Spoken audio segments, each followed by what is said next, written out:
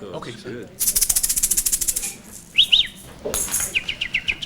Welcome everyone to this dialogue event with Peter Bastian and David Boje.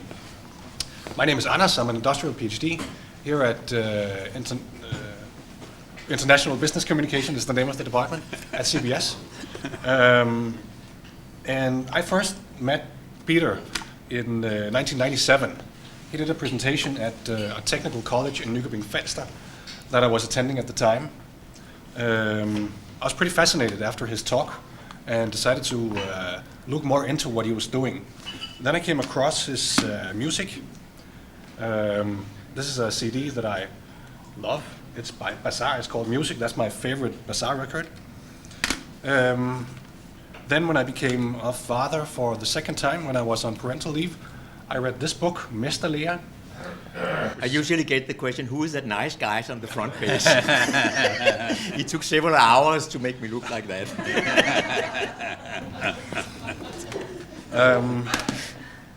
And I found a number of concepts that I thought were very appropriate. One was music. And relevant for my PhD, okay, and we can get into that. And just this month of June, he published a new album. Yesterday, which we have right here, and they're available up here after the talk. To a fortune. Yes. What I thought was very interesting when I read Mesterlære was that Peter talks about or writes about some of the topics that David Boje also writes about. I just bought one of his many books here, the Dragon Book, as I think we call it, which is a wonderfully radical and strange book that combines lots of the things that I'm doing research in as something of a wonder in this world of storytelling. It's very practice-near in a way that was very applicable in my own PhD project, which is also quite practice-near and about creative experimentation. That's something we'll talk more about here at this event, creative experimentation, and about similarities between the world of music and the world of stories and organization. So I'm very happy that we're here today and we have the possibilities of discussing these topics and others for the next hour. We're doing a video recording, by the way, so I hope that none of you will stand up in this area, otherwise you'll have to sign a release form for the video. Welcome to you two, and welcome to all you other guys. Thank you. And so, Peter, what is music? This is just a funny type of questions, where we usually try to explain something well-known with something complicated. And I'm not interested in that. So we know something about, I can say something. Are you familiar with the concept emergence? Emergence. Emergence. Emergence, which means it's I'll make a little detour. There's something in the universe called entropy. If you leave a hole without any forces, without any streams coming through, it's just leave it by itself, it degenerates. If I get isolated, I die, and then I fall together in parts, and none of the parts are able to say anything that makes any sense. You know what I'm talking about? So emergence is the opposite of entropy. So there's I use a word in Mesterlære, rather than calling it entropy, which is a force that tears things apart, I use the word syntropy. Or you can say the creative impulse, or you can say the Holy Spirit, and you can say the God as creator, whatever you want. But it's a thing that is at work very much at this time of the year, where you can see that something that is very complicated and a unit is being formed by something that's very uninteresting. Get the point? Take some tones. What is the most uninteresting part in the world is a tone, like da. In the notes, it's just start, end, pitch, dynamics. It's very few. So da, and then you take some tones after each other. Da da da da da da da da da da. Eller da da da da da da da. This is really dumb, isn't it? Da da da. And then that object is made alive in a fertile egg. Like a sperm is made alive in a fertile egg. My fertility with that kind of objects is called musicality. And out of these notes, ba, ba, ba, come, ra, bum, bum, ba, di, bum, bum, bum, bi, ram, bum, bi, ba, ram, bum, bum, bum, ba. It's not something that I add to the notes, it's something that I discover. I was a student of Sergio Celibidache for many years. Some of you have heard about him, fantastic conductor, and that was the most important part, to see how music emerged from something really uninteresting. It's not that you add something, it's something that you find. Ram, bum, bi, ba, ram, bum, bum, bum, bi. Can you get the point? So that means from that whole that suddenly emerges from these parts, there's a very strange faculty going on, which means that all the parts suddenly get to know what they are all about because of the other notes, which means all the notes love each other madly, and out of that, the different notes becomes alive. Are you aware of what I'm talking about? There's something called the creative community. It is a community where you get wiser than you are. Have you experienced that? Otto Scharmer talks about it in a very complex way. He's off track. You can see that his book is becoming thicker and thicker, because it's simpler and simpler, the better you know it. But that is an example of human emergence. So music is emergence between tones. Doesn't say much, but you get on the right track. Yeah. That the parts that create music get their significance from the whole in which they coexist. They don't have much of an individuality by themselves, but they get the individuality in the coexistence. Like, I don't really know who I am when I'm alone. I'm just an ordinary grumpy old man. I've been meditating since 68, so in a way I really know who I am. But the moment I'm together with other people like you, I know exactly who I am. This is very funny. It's like from the interrelationship, I suddenly know who I am. And out of that comes something you can call the intersubjective field, which is something that's never existed before, because you and I were never met before. No. And to get that field becoming alive, so that creativity will emerge, that's what I call the creative community. I look forward to that. Yeah, it's pretty nice. David, do you recognize this in the world of organization and storytelling? Sure. Yeah. For me, storytelling is about emergence, and I guess the stories that are alive are in between the dead narratives, you know? So there's a lot of study of narratives and plots and structures, and I guess like musicology, I'm not that interested in that kind of storytelling. I'm more interested in like Native American storytelling that comes from a community of storytellers, and I think it would be the same idea that you can't have a meaning of a story unless it's in a community and it has a context. So I have that. And for today, I pulled out a definition I like from Gertrude Stein, who said a story is wild and wild. It's wild in the present, and it's wild. It's emergent, if you like that. And she said there's ways of telling that are very telling about the telling. So there's many ways of telling, and all the ways are very telling, and what's not being told, or what's not telling, is also telling. So there's a dynamic there that I think is important in organizations and storytelling, because if it's all about just making one narrative of an organization, that's pretty dead. And if it's about aliveness and proliferating many possibilities for futures, I think it parallels what I heard you say, Peter, in music. And so this emergence in music or in storytelling, how does it come alive? I mean, we need a musician, we need a storyteller. Peter, what is the musician, what sort of emotions, things does that person go through in the performance of music? We talked about shortly just 1 minute ago a quote I'm very interested in, and it's T.S. Eliot, who said, "Where is the wisdom lost in knowledge, and where there's a knowledge lost in information. And what is very interesting is the opposite direction, how information will transform into knowledge and how knowledge will transform into wisdom, especially the last part. And as a musician, as a classical musician, it's most easy to talk about. It's not the most easy thing to do, but it's most easy to talk about because there are very strict rules. You can play that note and not that note.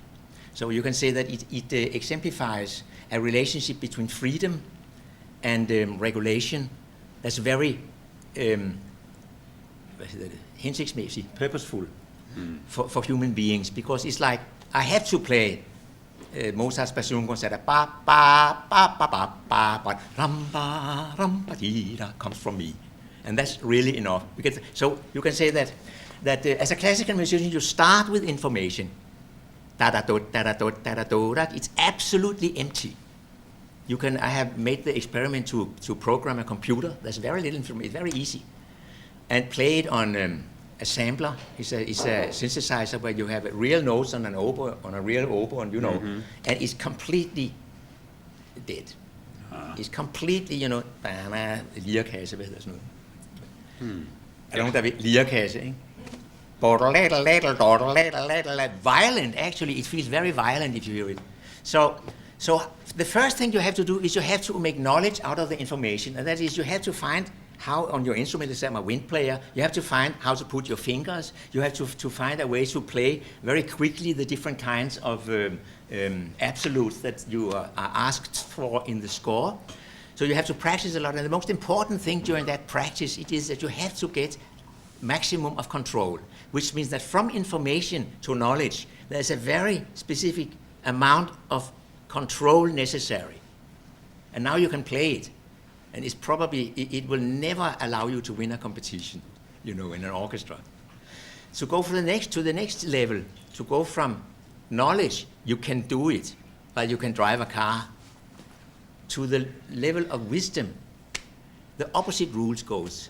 You have to get rid of control. You have to throw yourself out into it. Suddenly you experience yourself as involved in something that is true. And for me, it's very difficult to do anything that is true by myself. But in that situation, something takes over. And what takes over, we can find different names, but it's just a very deep experience that something takes over, and then something that's almost impossible is suddenly very easy. And then I just witness that something is coming out of my instruments, that's very lovely. And to witness yourself playing, and to witness like some of your emotions coming out as beauty, that's the amazing. For instance, the last record I made is very much about pain. I had a tough time. I had acute leukemia 1.5 years ago, and it's been quite a tough journey to come here today, I will say. Mm-hmm. And so I just felt more and more the necessity to play the most tragic music I know. And I have been studying Bulgarian wedding music for 42 years. And I'm now myself an accomplished master, recognized as an accomplished master. And I just felt I have to play that music, because the thing is that if you play the most tragical music, it's completely unsentimental, it's very proud, but it's really like razor blade on your nerves. It's like, it's really tough, because the reason why you have that emotion is tones. It's not dangerous for you. And then you're released from that emotion as you experience that emotion. And that's something where you suddenly are able to embrace a very big part of life as beauty, as yourself. Because it's quite easy to embrace the joyful moments, but to embrace the very harsh, complicated, difficult moments, and to be able to impress that as part of you and as beauty. It's a big task, you can say, but it's incredible when you reach it. I don't remember the question. I think it was a good answer. But so this sort of throwing yourself into it, this creative experimentation, is that what happens when you start a bazaar concert? I don't know if any of you have been at a bazaar concert, but I think you start with pure improvisation. Yeah. And then you find each other. I have a nice story about that. Okay. Because bazaar was, we became royal because we were invited to play in Bulgaria as a return visit for the Bulgarian president and the queen and the prince and so on. And it was like the Royal Theatre, the old Royal Theatre, the old golden Royal Theatre times 11. And, you know, and everybody had these blue orders and from the diplomacy. And usually we start improvising. And I said, I had 1.5 years of hard work to get the whole arrangement, you know, diplomatic, back and forth. And then we stood there, we had half an hour to show what we could do. And then I said, shouldn't we just, for once, start to play something that we actually know? I think that was, and Fleming and Anders, they just looked cold on me and they said, faggot. Okay. All right, okay. And then we started, and you know, if you start with something like a drone, it's easy. Everything will work, pling, you know. This is not, the rule is you just play something that really doesn't look like anything. And it can be very noisy, that's also something. But what came out of the instruments was just pure rubbish. No, oops. And you could see the queen, she got red spots on her, you know, and embarrassment. And at that moment, you know, it's like being in the meditation, you have to take the moment for granted, the moment for what it is. But here you don't rest in it. You take the consequences of the moment as a whole and drive the consequences into the future as an action. So being is like resting. Those of you who are mathematics, it's a scalar. And creativity is a vector. There's a direction and there's a... Anyway, very similar. So we just look at each other and then we make a pause and then we do more of the same, just worse. And then Anders, I remember, he made some kind of tree, like a dissonance, but because it was just resting, it was suddenly very beautiful. And then we did as much as we could in that direction. And you know what happens is that suddenly we are a completely different space. It's not a space consisting of facts. It's a space consisting of relations. And then we have the possibility to arrive at the emergent state, where you suddenly know that now we have to go in that direction, and that had consequences of the rubbish, so we have to do that again. And it's not like a thought process, it's just 3 people who are improvising together, and then suddenly, after a while, you just feel, wow, that's it. It's over, and then from Fleming Kvist Møller, and bam, bam, bam, we play something that we know. We show them that we can move the carrot, the gulerod, the fingers. We can move the fingers, and people relax. And in the end, we played a piece, and then we ended with Danish hønsefødder and gulerødder, where I played a Bulgarian solo in that rhythm, and everybody came up, stand up in the audience. So we made not one more stupid event. We made a concert, which means everybody was shocked from the beginning, and everybody felt afterwards that something really beautiful had happened. So we were pretty proud of ourselves. So that's what happens. You just enter into a completely different world, which is a world of relationships. It's not the elements. They lose complete identity. Everything is about relevance, relationships, and all that. And it's the best thing I know. So same with if you have a conversation where you're more clever, have more depth than you actually have. That's the best thing in the world. David, I saw you nodded in several places here. I think I was just in awe. This is great storytelling. Wow. We appreciate it. This creative experimentation is something that I recognize from your books, and also this thing about the vector that's projected into the future.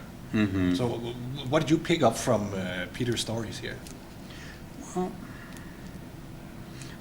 I was reflecting in the early part of storytelling studies, like back in folklore, it was about music and story. Music and story were together in organizations.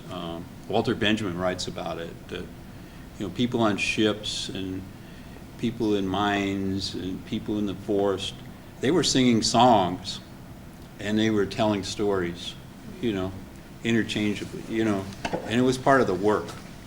And then all of a sudden it became about information, and then you didn't have the songs anymore, and the stories got flat, I think. And I appreciated the thing Peter was talking about wisdom, my wife just finished a book on Native American wisdom, Native American storytelling, where they've tried to preserve the community of storytelling and learning wisdom from storytelling, not just being able to recite a story and get it consistent, but leaving things out of the story on purpose, so that if you're training somebody and they're learning about hunting and they're a young person and they're learning about it, you might say, well, this person carried a deer back from the hunt.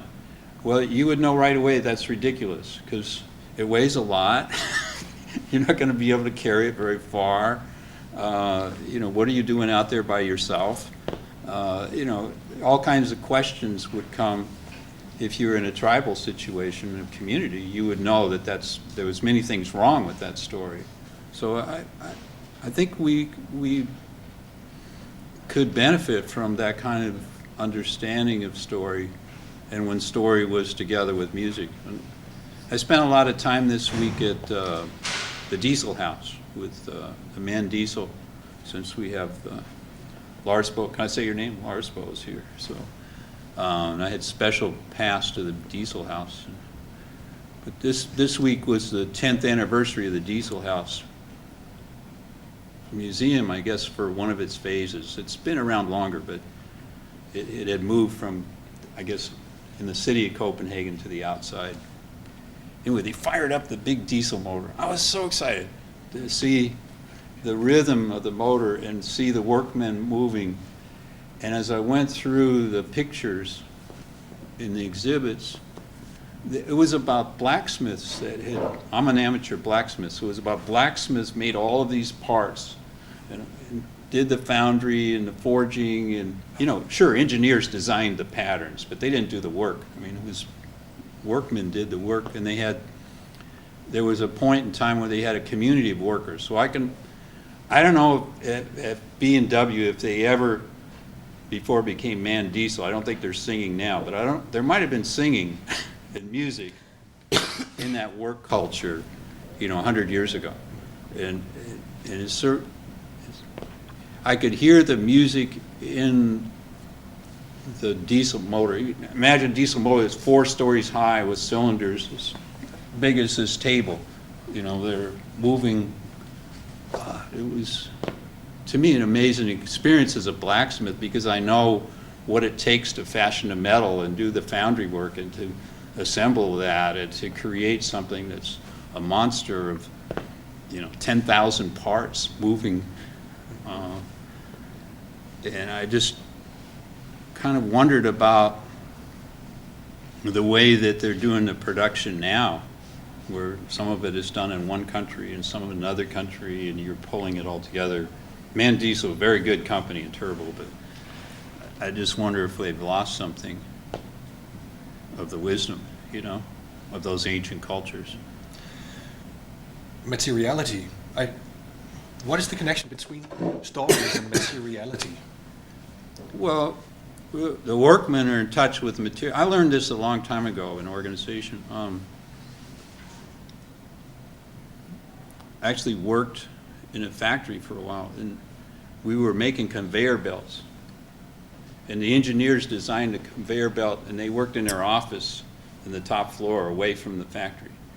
Well, one day we built the conveyor belt and it had the big belt and a big motor, and we built it and welded I cut the parts myself, and they welded the parts, and it was maybe 40 feet high. And we assembled the whole thing, and it went, bip, it fell over, And then we were put weights on the back of it, and barbells and everything, and it was still falling over. And then they called down the engineer. Well, that engineer should have been on the shop floor and should have known that conveyor was going to fall over.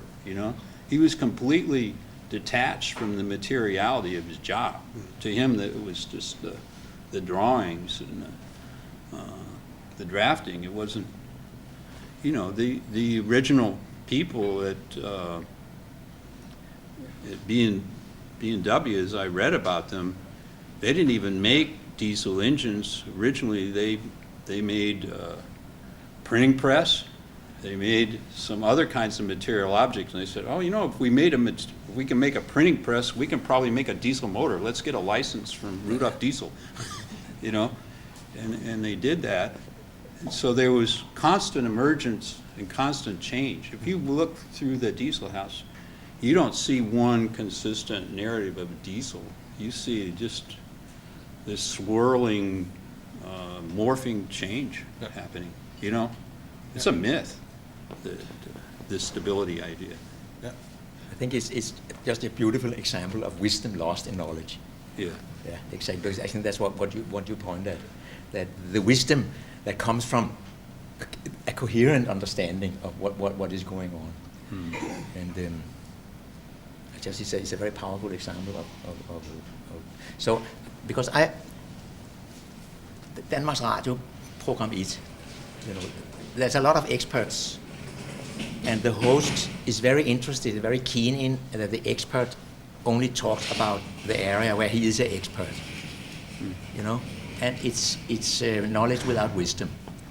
Because I think my job is, I have some depth in some different areas, but first of all, I'm very interested in finding out what is the significance of my life experience in the biggest possible context. What does it tell about my civilization, you know? And that means that most of my time I talk with power about things that I don't have really much understanding of, where I'm not an expert. And you have to be a daredevil to develop the talent of being able to do that. And that is what we need in order to combine all the different areas in some kind of wisdom. So I think it's first when your intellectual striving is about finding out what your speciality is about in the biggest possible context, that you actually add to humanity, I would say. I was, you remember Thor Nørthander, he had there was something, he's a Danish journalist, and he had something he's called Mindship, and scientists and artists should talk together.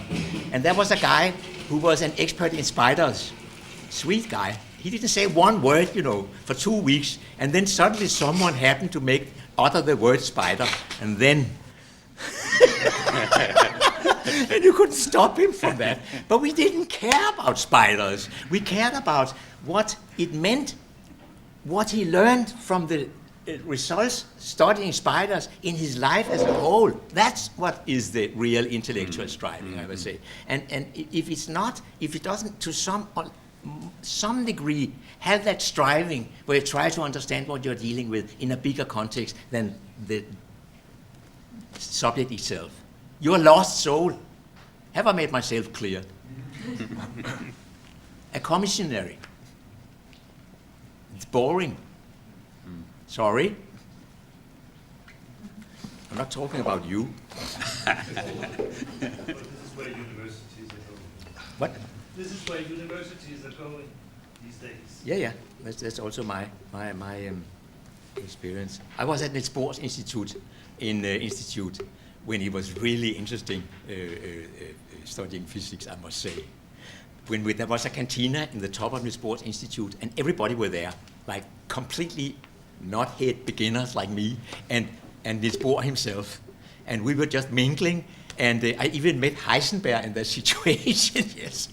Yeah. And everybody were talking, and everybody were interested in something that was beyond concepts. Niels Bohr developed the quantum mechanic Copenhagen School by insisting we have to understand that the electron is not a thing, is not an object. Try to ponder that. What does that mean when he says an electron is not an object? Can you mention anything else that's not an object except the absolute self? The ultimate subject is not an object, so you can have an experience of the ultimate subject, because then there should be a more ultimate subject to have an objective relationship. So that was, I mean, you can't imagine a conversation that's going higher than that. It was about electrons. Rejuvenating. You're already sort of addressing learning. But before that, I'd like to just shortly address structure. And before talking about structure, a little musical intermezzo.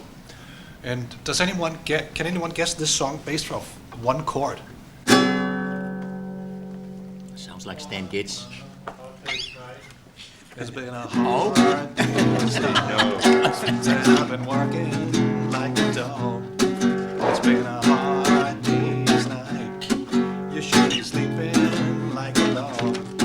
But when I get onto you, I find the things that you do will make me feel alright.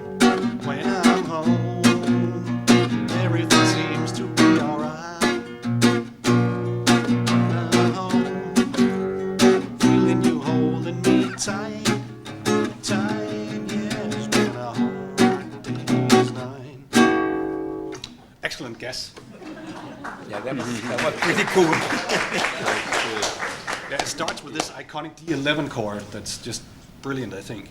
But what I want to address here is structure. Yeah. So I think all of you, or many of you, recognize this song, perhaps with one exception, or perhaps two. And so you would all know if I played something false, if I made an error in this, so the structure is completely set. You already addressed that experimentation could come from the way I play the chords in this situation, or the way you produce the notes, the tones, the different ways you apply wind in the instrument, and so on. But so could you take us through the phase of music where you first experiment? I mean, the Beatles must have experimented to come up with this particular form and structure. Yeah. What is it like for a musician to be in that phase compared to the recital phase, where you basically play the same thing over and over again? That's what you talk about is the phase of creativity. Yeah. And that is a pretty miraculous thing, Yeah. because there are two faculties that you have to be aware of in the phase of creativity.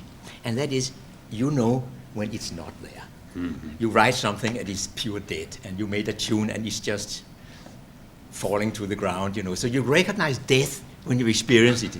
And then you do whatever you do all kinds of things. You take long walks or whatever, and suddenly you get up with something that you can say, wow, pretty good. You know? Suddenly you recognize life. So you can say you recognize death, and the most miraculous thing is actually that you can recognize that it's not there. How can you know that something that is not yet created is not there? So that's really the most important thing. I had an interview with Maja-Lisa Engelhardt in Pinse. Whitsun. Yeah. And she's an artist, and she talked a lot about exactly that extreme frustration. Well, she hates her colors and all that kind of thing. Won't go to that excesses, and then suddenly something happens. And so you know when it's death and it's not there, and you know life when you see it. So you recognize death when you see it, and you recognize life when you meet it, but you have no idea about how to get from A to B. And it happens. And that's when you get some help that I like to call the Holy Spirit. Because it's, so you can call it almost a God evidence, a proof of God's existence in a way, because I can't do it. And it happens. And I experience it and experience it and I experience it. I start somewhere, and sometimes, I mean, days can go, but suddenly you just feel, wow, it's just floating. And that's something that comes from outside. And to make yourself available for that. So I've been meditated many years, and I was actually silent for myself. To be silent for God, that was a Christian term that suddenly struck me. To be silent for God means, what can you do in order to make yourself available for something that you can only recognize with your heart? Can't see it with your eyes, and you can't hear it with your ears. But that is the most important thing in my life, is to make myself available for all that which you cannot really point out. It's difficult to describe, but you recognize it when you experience it. It's a very, very well-known part of yourself. What's it like for a professional musician to be in that creative phase and to be in that kind of flow compared to being at a concert where you have a more structured performance, I suppose? It's not very different actually, because I've been discussing, I mean, when you improvise, like in Bazaar, I mean, it's not really given what notes you play. But if you play like classical music, it's basically the same thing. It's basically because it comes out really, really different every time. I think we made, in my wind quintet, we started in '68 and ended, the same 5 guys, we ended playing together a few years ago. And I don't know how many, maybe 800 times we played Carl Nielsen's wind quintet. And some of them were dead. But most of the time, it's like rediscovering for the first time. It's like rediscovering, and that's one of the descriptions of enlightenment, that you could walk around and you just rediscover everything anew again and again and again. You know, that is like everything is so beautiful that, you know, it's like that's an extra dimension, and it's like rediscovering everything again and again. And it's pretty much the same thing when you are on stage. And of course, sometimes you feel, this, we can't play this anymore. We were happy with a certain composition, and suddenly it's dead. We have surpassed it in a certain way. We have squeezed everything out of it. Then you have to work with something else. But it's basically the same thing. There's no qualitative difference between improvising and playing classical music, because the element of improvising, which means adding yourself into the structure, is pretty much the same. What about in organizations, David? So structured stories versus unstructured stories. Who makes them? I'm not big on structure. I like something I call force structure, like how to create the structure you need to create storytelling. Like how does that happen? And I also meditate, and so I'm glad you mentioned meditation. Yeah. You know, so I've been meditating since I met my wife, Grace Ann. And, she also is a vegetarian. I became everything when I met Grace Ann. Oh. Meditation and vegetarian, and trying to swear less. I've not accomplished this. What about smoking? Yeah, I quit that Okay. longer before. Yeah. No, she wouldn't have gone out with me if I smoked. Oh, I see. Was a condition. So force structuring is like, you know, the best example I get, like a parent is going to have a child, going to have a baby, so they create structures so when the baby arrives, that there's a safe environment, that there's cribs, that there's, you know, the room is the right colors, there's like objects that the child can relate to. You know, you've gone through this probably preparing Twice. for your Yes. child twice. So the force structuring, I think, is important. And, you know, I'll go back to Rudolf Diesel. He didn't just invent the diesel motor, you know. He failed at inventing the diesel motor, you know, a couple of times, and then lost his sponsorship the first time, and then had to get another sponsor and create the actual invention. And then he was a little bit too optimistic about it when he started licensing, and it didn't work quite up to what it was supposed to be. And I related a lot to that example, because my dad is an inventor, and he invents certain kinds of machines, like a trash compactor and different kinds of things. And I remember the number of inventions he had to go through before he got the one invention that worked, you know. And it kind of worked, but the oil was spewing out, and the metal was breaking, and the welds weren't holding, you know. But he had enough of the idea that the next generation was perfected, you know. So that's what I mean by a force structuring. So even though his experiments failed, he was optimistic. He wanted to take it further. In the force structure, Diesel, I was looking at my notes, he said it wasn't really about the diesel engine. It was that the diesel engine would change the social. He really believed that the working culture had a gap in it, that the workers and the middle class had a rift, had a separation, you know. And this was, you know, in the early 1900s, in 1910, 1920. So you're right in the Industrial Revolution, and he'd seen what his diesel engine you needed fewer workers in the steam engine. You didn't have to spend hours getting the steam ready. You didn't have to make all these minute adjustments. So he really felt that this was going to be a change for workers. But yet he didn't understand the true impact of his invention, you know? I don't know if you know, but he committed suicide. He jumped ship in the English Channel.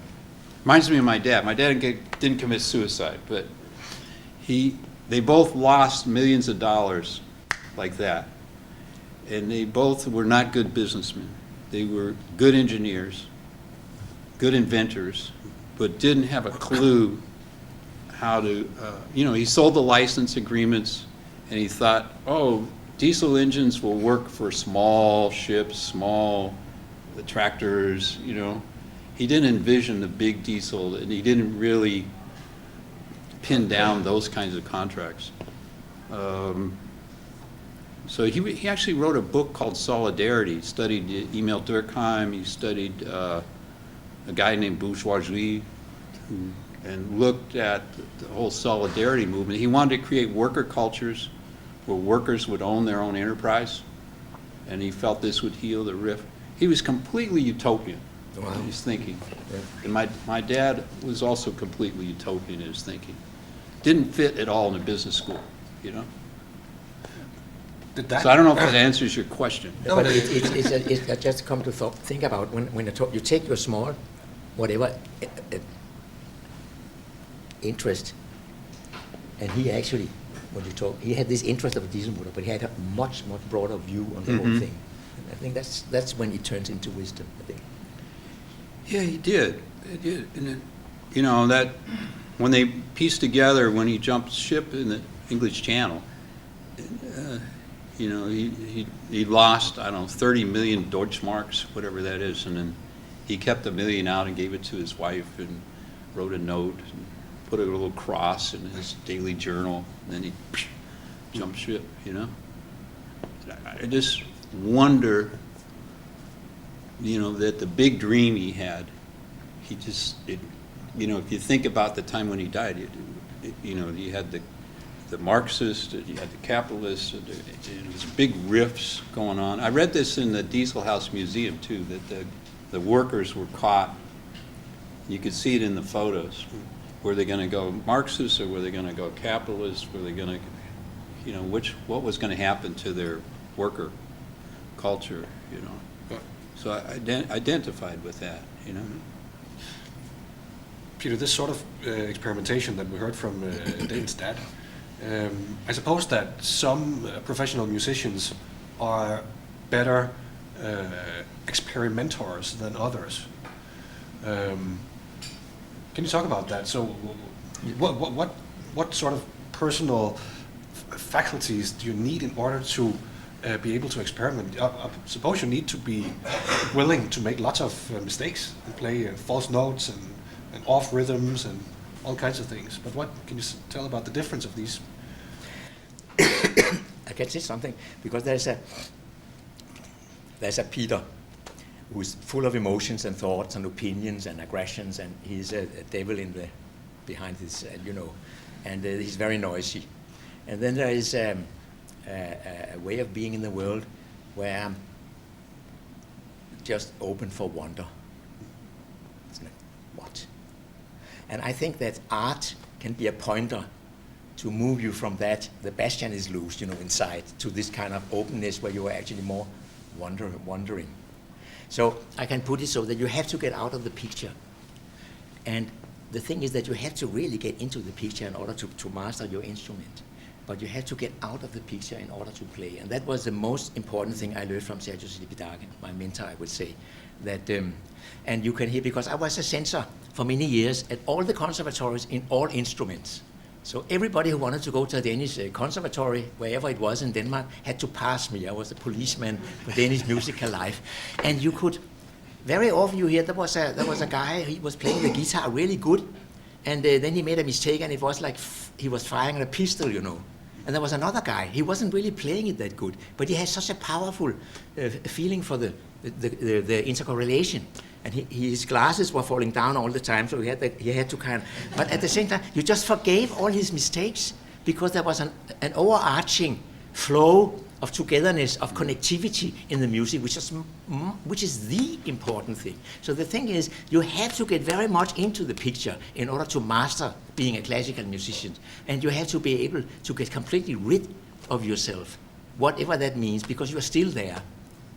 So I think when I wrote my first book, Into the Music, In i Musikken, I found out that I could stay in certain states and be aware of these states without falling out of these states. Usually when you get aware of, you get self-conscious, and there you go, you're back into your nitty-gritty with the instrument. So in order to be able to, it's like you have to be in a level higher in order to be able to see the stage, how you are in a completely different situation, how you have different possibilities. And you have to be able to see that without falling out of the state. You get the point? Because that's where you gain a stability. But you see, the short answer is you have to get out of the picture. And you know what it is. You know what I'm talking about. And I think one way to practice the awareness is that you have to be like what I call an independent empiric in your own life. You are an empiriker in your own life, not because you're self-centered, but because you want to understand yourself in a higher context. You have to be an independent empiric, and that means you have to be aware of what things does to you. What's the consequence of seeing a debate in Denmark's radio with Clemen Kjærsgaard? Look at yourself. You see, usually you have a perspective like that. I have. But then suddenly your perspective narrows down to identification with a subject, with an opinion. You know, whoosh, suddenly you're just identified with an opinion, and you're just starting quarreling with your wife. Have you noticed that? It's you going from being a rich, multi-dimensional human being to something absolutely ridiculously narrow without really experiencing it. Because when you go from a high perspective to the narrow perspective, you don't really recognize it. When you go from the narrow perspective to the high perspective, you immediately recognize it. So this is very important that you see what does things do to you. And you will find out that you look at art. Art is a wonder because you cannot say what it is. And I see art as an elevator who can elevate you to this kind of emptiness where you just really don't know what is up and down, but where you're very fertile, where you feel there's a fertility in yourself, where suddenly ideas come that you don't know where they come from. So you can say, I'm a mystic. Yes, there's something mysterious going on in our lives. And the more we look at it, the more evidence it gets. It's something, you can do something that you can't do. You can do something that you're not able to do. And it happens anyway. So that's the, I would say, be aware of that you exist in different broadness of perspective. Sometimes you're really narrow, and sometimes you're just really, wow, what's happening here, you know? I think, David, you've actually addressed some of these issues in recent papers, like, for example, being in the world and attunement. Could you talk a bit more about that? Yeah. What that brings to mind, Peter, is military veteran, Vietnam veteran. So sometimes certain triggers, and I'll go narrow, you know, like a re-experiencing of a trauma, you know, and it can be really simple. Like my wife will I'll be I have a blacksmith shop, and I'll be in there playing around, and my wife will just walk gently up behind me, and then I'll just like freak out, you know, narrow. Yeah. And then other times I get into a condition of play, and I'm just like, you know, like making jewelry and making windmills and just bicycles, and you know, and just exploring it, and they're really different modalities, and it's a material storytelling, like Annette studies. You know, it's a storytelling through, for me anyway, is I have to work with my hands. I have to, my art is through my hands, and my writing is through my hand. I have to be working on sculpture in order to do the writing, I mean, it doesn't work the other way, I have to be doing something. Other people, I guess they can just sit there and type and sit there and type. But, I mean, I have to actually experience being in the world and playing around with it, if that makes any sense. Yeah. So, and my grandfather had a workshop. He was a master glassman, made church windows, with the stained glass. And then my dad had a workshop. He was an inventor. I have to have a workshop, even though I do academic things. I need a workshop, Maybe it's a guy thing. I don't know. Being a handyman. Yes. Yeah. Yeah.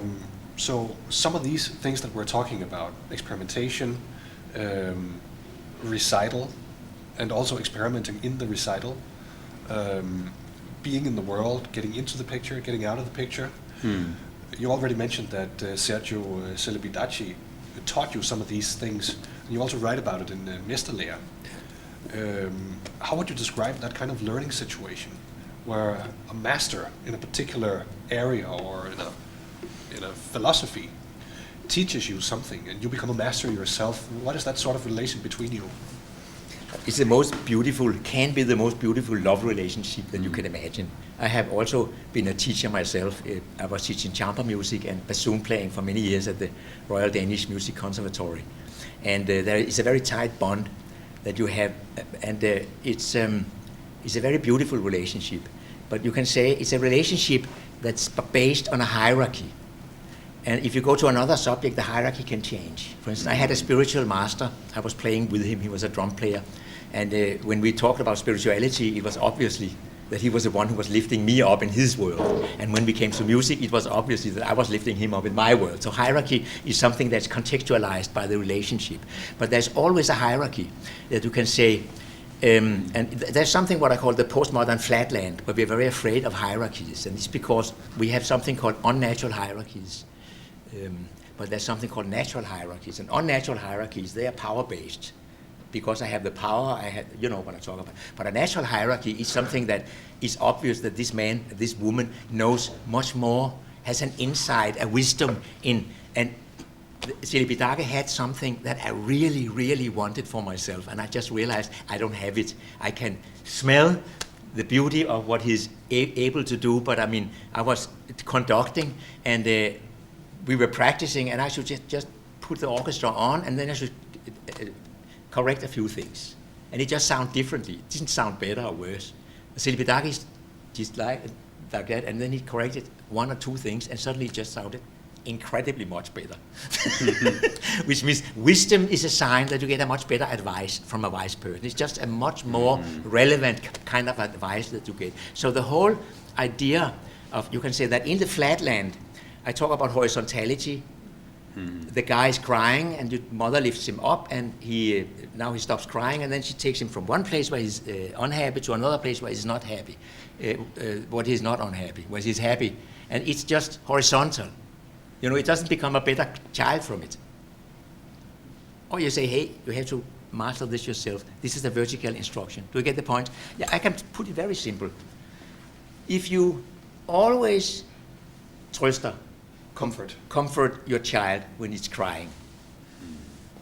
If you never comfort your child when he's crying, she's crying. If you never do it, I mean, it will be a ruined child. We know that, right?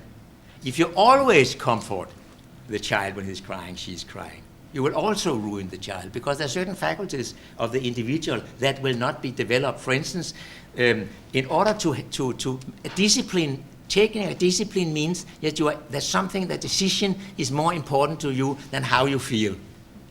So if the most important to you, seen from your mother's perspective, is how you feel, you will be taught that the most important thing is how you feel. You will never be able to create a core of the person that will be able to take on a discipline, because the discipline involves that you are able to do something in spite of what you feel, because it's essential for you. You get the point? So if the most important thing is how your babies are feeling, the result will be a spoiled baby, which forces you as parents to pose the question, what is it for us as parents or teachers that is more important than how the children or students feel? There's absolutely no way around that question. And it's very simple. What kind of child are we heading at? What do we have to develop? Self-reliance, trust, love. You know, you can add yourself. If you don't have that idea of what kind of child you want to develop, it will just be a mess. And you can just look around. So when I talk about apprenticeship, like having a teacher, a master teaching, it always means that the master, it's a love relationship, because Celibidache's need for giving what he has found out was met by my interest in getting. But it was always about lifting me up in Celibidache's world, not lifting Celibidache up in my world. That was not the case. So there's always a hierarchy, and that hierarchy is the most important thing. And as a teacher, you will carry that kind of interest, that kind of having your eyes on that which is higher, that was always is higher, will define you in a certain way, that if the student has a heart for that, he'll be drawn to you, and he will listen like life and death. So that's a very important thing, that there is something that's higher than what is happening right now. There's always something that's higher. What does that mean, higher? You have to find out, because what is higher is depending on the context. David? Well, I got this watch, see. I made this band, but I'm a master blacksmith in Lyon, France. I'm going from here to Lyon. And I give lectures so I can travel to meet blacksmiths. So. He taught me how to do, it's called reposé. So this is a piece of iron, and then it's lined, so it feels good on your wrist. And how to make the bends, and you know, his is a little prettier than mine, but you know, his challenge to me last time I was in Lyon was to make a reposé watch band and to wear it for a year. Well, I didn't see him last year, so now it's been 2 years. You know, and to make it so it's comfortable, and you know, there's no marks. You know, Wow, yeah. You know, but I think he's close to 80 years old, and they go through competitions where it was a 3-year competition to determine the best blacksmith in all of France, and he won this competition. He lost 40 pounds. He lost a lot of money. He had to make big, beautiful art objects, I mean, very complex and to perfection. And then there was, I think, 15 competitors, and then there were 12, and then there were 10, and then there were 3, and then he was the one, you know? Well, it's a privilege to get some instruction from that man. You know, I'm an amateur, but I can never be the master that he is. So, you know what I mean? You recognize that relationship, Yeah. where Peter calls that learning situation vertical, but there's still this love, this caring in the. Well, he's taken his time out. I speak a little French, but I don't speak it as perfectly as he does, and he's taken time. He shows me how to do it, how to you know, make the template, to make the ridges, and you know. Yeah. He doesn't have to do that. He doesn't have to show me, you know. But it's the interesting thing, because it's not a love for me. It's not like Celibidache loves me. No, he likes very much his subject, and he loves at best the way I grasp whatever he gives me. I think so. So the love is about the subject. It's again, it's contextualized. It's not me. Yeah. So I learned to heat up the metal, when to, you know, let the metal cool out. You know, I learned all kinds of things I didn't know, and I make tools. He showed me how to make the tools I needed to do the work. Then I can practice all year, and then come back and say, well, this is what I did, and then he'll critique it and say, you might try a little bit this way, a little bit that way. To me, that's storytelling.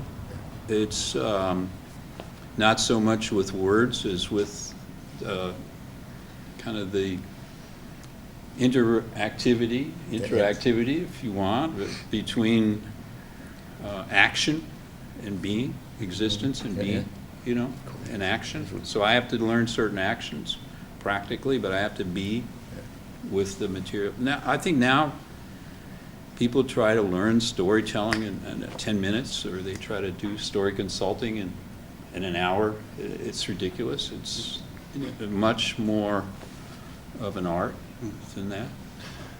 That brings us actually to the last question, because we're sort of almost out of time. Oh, But- what happened? Yeah. What can we do? What can people do to put ourselves in a situation where we can absorb this information from someone in the know, a master of some particular topic? This is a difficult answer, because you have to earn the master's respect in some way, his interest or her interest, I mean, this is a mutual thing. You are in front of an orchestra, and you hear something, and then you correct it, and then you hear something as a consequence, and then you correct it. If you, after 3 corrections, don't have a feeling with the orchestra that they turned better, you're just dead meat. And you can conduct, and nobody will look at you. I've seen that many times. So it's like what you talk about. The way I understanding is that the message you get from your master Yes. has a value that will last easily for a year or 2. I mean, easily. It's something you carry with you, and so it's a mutual respect,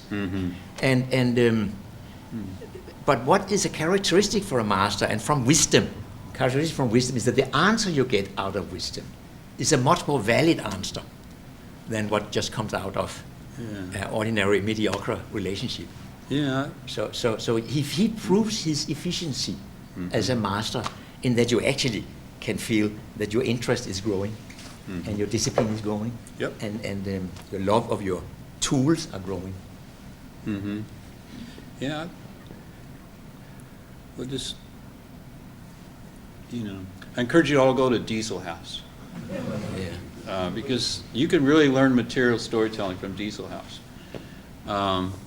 There's a picture there, I think it's on the 2nd, 3rd floor maybe, and there's a graduation of the Smiths.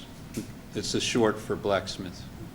They're in a suit, they're in their ties, it's like a tweed suit and pants, you know, and there's the journeyman, and he's learned to be a journeyman, you know, and now he's working for B&W, and it probably took him 10 years, 15 years to be a journeyman, and maybe if he stays, he could be a master.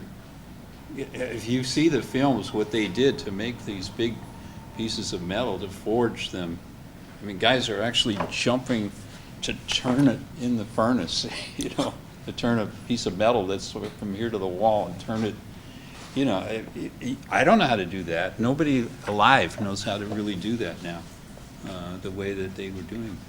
But yet, when it came to the ceremony, they're in a suit, they're in a tie. I mean, they were proud of their wisdom, you know? That's important. So you can say, being postmodern, we have a tremendous faculty of adaptation. I mean, we can very easily get in touch emotionally with something, and also intellectual.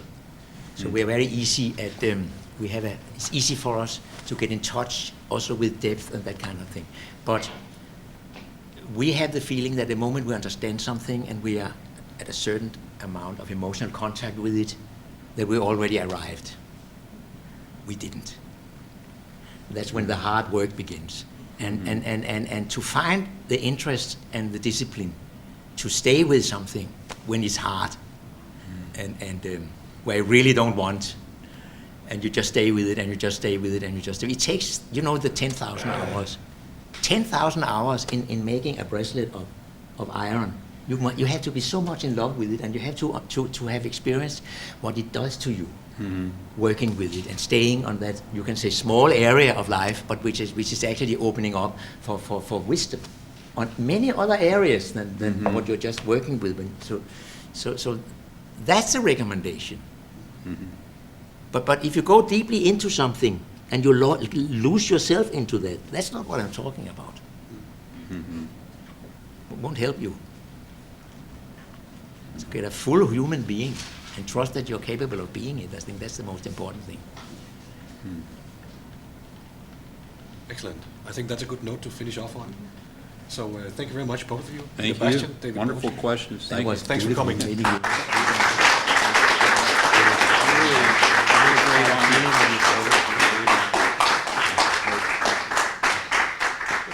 I've been so looking forward to this event. Are there any immediate questions that you want to take in a plenary? Yeah, okay. Alex? Definitely, there was something which struck me as very interesting, which Peter said, this is it God-given in a sense? We know when it sort of is there, Yeah. and when it's not. And is it theology we need to talk about here? Then I thought, in your book, you point to another factor which is absolutely crucial here, because we may recognize when we hear, take two notes and make the Triumph March, for instance, melody. We know, that's simple, but it's there. There's something right about it.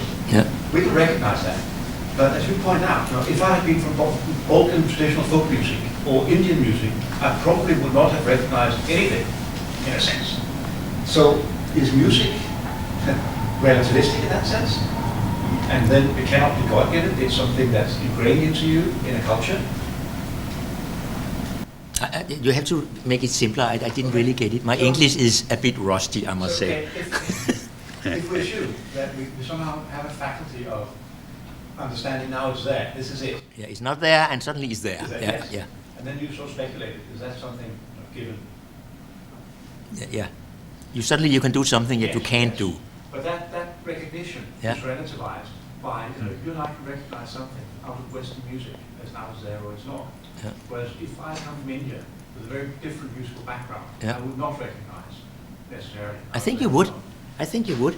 I was in India on holiday, and then there was this fight between Muslims and Hindus, and Ravi Shankar was giving a concert, and I managed to move myself to get some free tickets, and I didn't really know that music, but I was lifted beyond anything I had experienced before. So I think that there's maybe some art forms where you have to be. Of course, if you study that music, you will get deeper into it in many ways. But there is something. When you talk about the Aboriginal music, it's like you're just suddenly. You heard a bongo drummers 10 billion times, and it's just dead. But suddenly you just feel there's something going on here that's just completely beyond description, and I think you will recognize that. I don't know if that answers your question, because I'm not completely sure that I understood it. I've tried with Peking opera, for instance. It's completely beyond me. I cannot get it. When is it good? When is it bad? I don't know. Ravi Shankar, you probably grew up somehow with Ravi Shankar type music in the background, as did I. But if you take Peking opera, it's so far beyond that it doesn't make sense to me at all. I have to look for it. I can't find it. So I will play a little piece of gypsy music from Turkey, or Balkan on a straw. So this is a straw. Yeah, It's I've 30 seen years it. old. I've seen it and on yeah, TV. It's I haven't been playing it for a while, but it's improvisation. And it's very hard to play. The least unrest here, you can only express nervousness. And here, so you have to have a kind of control here and control here, which requires a kind of control here, which is pretty close to brain death. Nothing is happening. But so I think I will play something, and I think you will recognize it as an expression of emotions.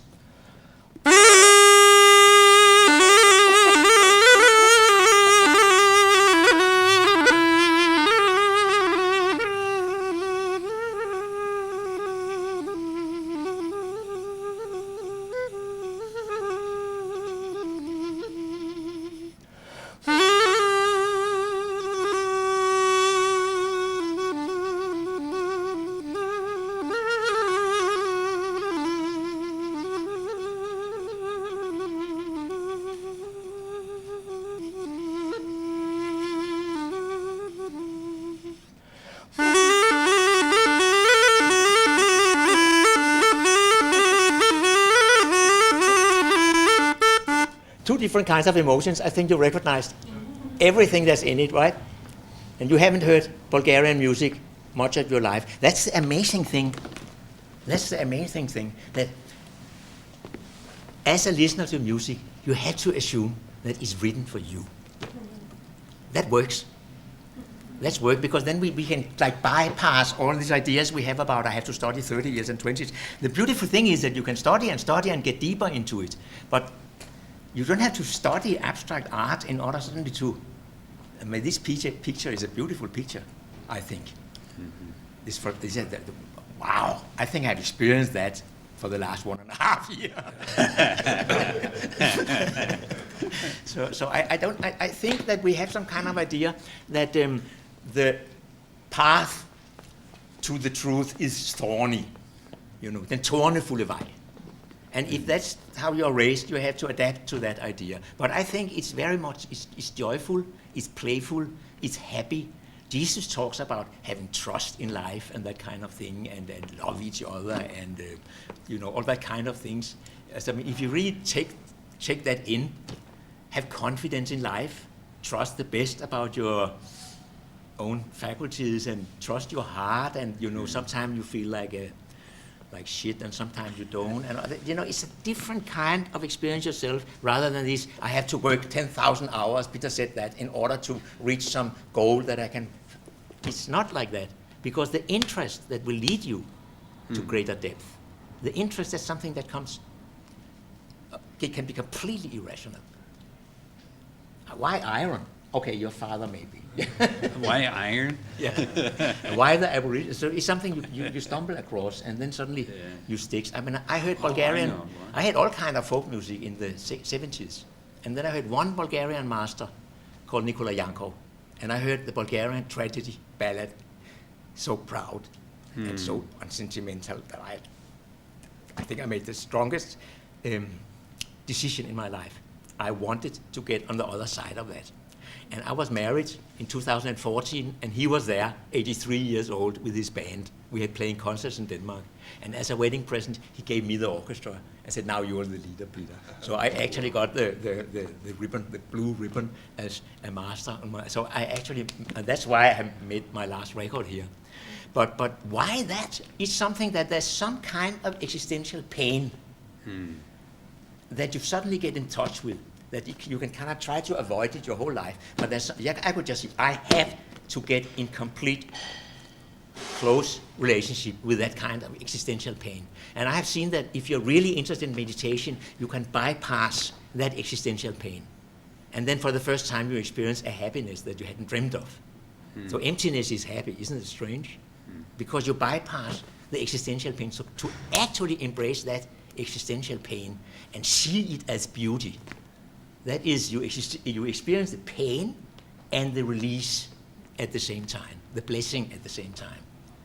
It's kind of an embrace of your whole life. That's very, very important. I had no idea when I started this, but I was just suddenly drawn to that kind of, it's such a small, special kind of craftsmanship.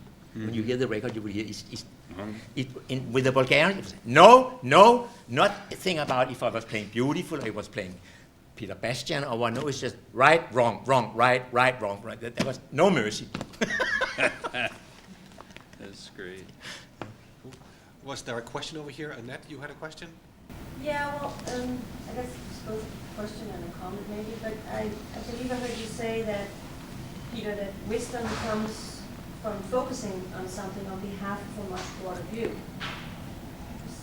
Recognize something you said? Wisdom comes from focusing. Focusing on Yeah, the something broad on behalf and of a much broader view. Yeah. Yeah. And so I'm wondering, in case of our school systems, how they are geared for that or not, actually. And you could say that, how do we gear a school system to produce or achieve wisdom and not just knowledge or even just information? And I think we're heading towards the latter, that it's more and more just passing on information. Yeah. And I see the students sitting there with a laptop, ready to do stenography, and just everything I say, they will just jot down. So the solution of the crisis that we are facing on all levels is to go from knowledge to wisdom, because we have lost the whole parameter of wisdom. Yeah. We lost religion. We have lost the whole idea of kneeling for something that's bigger than you. Yeah. Go to the high mass, højmesse, nadveren. You don't have to agree. You don't have to agree with Shakespeare in order to hear Shakespeare. You don't have to agree, but just see what happens. Kneeling for something that's bigger than you. Just imagine that's something that's much, much bigger than you. And see what happens. You can get in touch with a humility where you actually get empty. Where suddenly something new, we can recognize something new. But the crisis of our culture is that we go from wisdom to information, to knowledge to information. And what I'm interested in is actually the absolute opposite. How to go from information to knowledge, and from knowledge to wisdom is the most. We hardly have a language for that. And that is, like when you talk with the Aboriginals, I mean, they're first of all concerned about that wisdom. Yep. And that's what is so powerful with it. I have been traveling with the Samoyeds in Lapland very much. I think I made 30 expeditions in Lapland and Greenland, being together with people there. And they are based in wisdom, many of them. And we lost that completely. And that is a disaster. So how you solve that problem, it's up to you. Yeah, but it's very important, You have to feel there's something that's missing. And usually just stay busy in order to kind of silence that voice. But you have to stop silencing that voice. Fasting is not fasting from food, but fasting from impressions. Fasting, I mean, I went 1 month alone in the mountains just to find myself again. And then suddenly that voice started to become more and more demanding, that voice for wisdom. So it's something you have to find in yourself. It's absolutely crucial. What kind of role do you want to play in the world is dependent on whether you find an answer there. That's a good I'd like to put the question. students in on that. What? The students today, I mean, we have the problem, the students live in this information society. Yeah. So they don't have the. No, but you have to have it. Yes, Yeah. but it's difficult to. It's difficult. It's important. I think we have a common question here. Yeah, in music you can be a soloist and you can achieve these spiritual heights as a soloist. You can walk in the mountains alone, you can have a master and so on. So you can achieve individually you can achieve wisdom. And I'm interested in the possibility of achieving the kind of wisdom that you may say metaphorically achieved by a symphony orchestra in the kind of communal wisdom. How do you see the possibility of that? And does every individual have to achieve a spiritual level before this can happen? Or can magic be produced by a symphony orchestra without necessarily everyone in the orchestra being a magician? So that is a really interesting thing, because then when we cross over to what I call human emergence, which is the creative community, where I was playing in the wind quintet, and I was playing bassoon, me, as something else from you. I was relating the bassoon playing to 4 different other instruments. And then after 7 years with Silipidake, and you know, we were negotiating like Carl Nielsen's wind quintet. And we negotiated and we found a solution that no one loved and no one hated. But when I play something that I don't love, I'm a lesser musician than I actually am. So the wind quintet was a lesser musician than we were really good musicians, all of us, but you see, he was on a lower level than each and every one of us. The whole was much more uninteresting than any of the parts.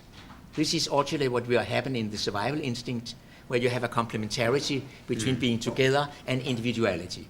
The individuality you sell out, this is another story. I write about it in my book, so I can recommend. But then Silipidake said, now finally, the Danish wind quintet is a far better musician than you are, Peter. And then he said it to everybody else. And what happened was that I went from being a bassoon player, thank you, when you're really absorbed in a discussion, we talk about we're absorbed, we forget about ourselves. That means that your identity in that situation is the common product, the common project. You are the common project, which means that in the wind quintet, I am the Danish wind quintet playing Mozart. Sounds a bit spooky, but it's actually, if you look at it in a situation where you completely forget about yourself. So I am the Danish Wind Quintet. That sound we have together, developed by Silje Darke with each another, is just much more beautiful than you can imagine. So there's a complete communion. But at the same time, I have all the responsibility, because if I play out of tune, everybody play out of tune. Everybody, in order to play in tune, it takes one to play out of tune. It takes 5 to play in tune. And the same thing goes in a collective discussion. If suddenly, playing out of tune in a discussion means that you hijacked the context. Mm-hmm. So I like what you say, but could you please put it a bit more soft and caring? You see, you hijack the whole context, suddenly everything about yourself. So playing out of tune means hijacking the context. It's a long story. But it's very simple, but it's very difficult. That's why I said Otto Scharmer, we do respect. The more thick the book is, the more far we are away from the point is very simple. You have to be interested much more than you are interested in yourself. And in that moment, 2 or 3 or 4 in a group have that interest. Everybody will get on board. That's been I have tried that with 60 people who were standing in a big circle, and there was a discussion, where everybody were listening. There was a girl, she was kind of saying something very unsecure language, and after she had spoken, there was a long pause, and then someone said, could you please say that again? Where you are just much more interested in the possibilities of emergence between you than how you're doing. If you feel, I want to make a good figure, I want to be smart, you're dead meat. You don't have to express it, then you can jump on board. But that's a miracle. That's human emergence. And I mean, when the first cell was developed, amoeba, immediately when it was functioning, we had the many-celled organisms developed. Now, as I see it, the most individuated consciousness on this planet is the postmodern human being. We have dropped our agenda definition consciousness, the religious consciousness, the national consciousness, and so on. And so we are very free and very unsecure. That's a long story. It's a part of the subject in Mesterlære. But the solution for us is that we are so educated for the common, for the skabende fællesskab, for the common togetherness. And the moment, because I would like to be like a Martin Luther King, carrying the highest. I'm not. I'm too self-concerned, I'm too noisy, I'm too grumpy. But the moment I'm together with someone, like now, I just find myself completely there, burning the way he was burning for something which is far more important than me. So for me, it's very, very easy to see. I have to find a relationship between equally minded people. Not equally minded, but people who are as serious as I am about whatever we discuss. And that is, to a very high degree, the solution. And the funny thing is, when Silje Darke says the Danish Wind Quintet is a much better musician than I am, it means that in the Danish Wind Quintet, I am a much better musician than I am. And that's the experience awaiting you. And that's the spooky thing about it. What? That's the spooky thing. Yeah. But it's not spooky when you're there. No. Afterwards, you cannot remember it. Listen to it. So I can only recommend. That's very, very, very fruitful, very rewarding to find a creative community. I was blessed with my music groups. Since '68, with the Danish Wind Quintet. Since '73, with Bazaar. No one changed. Wonderful. Thank you very much for questions, and thanks for the answers. Thank you. And thanks for coming.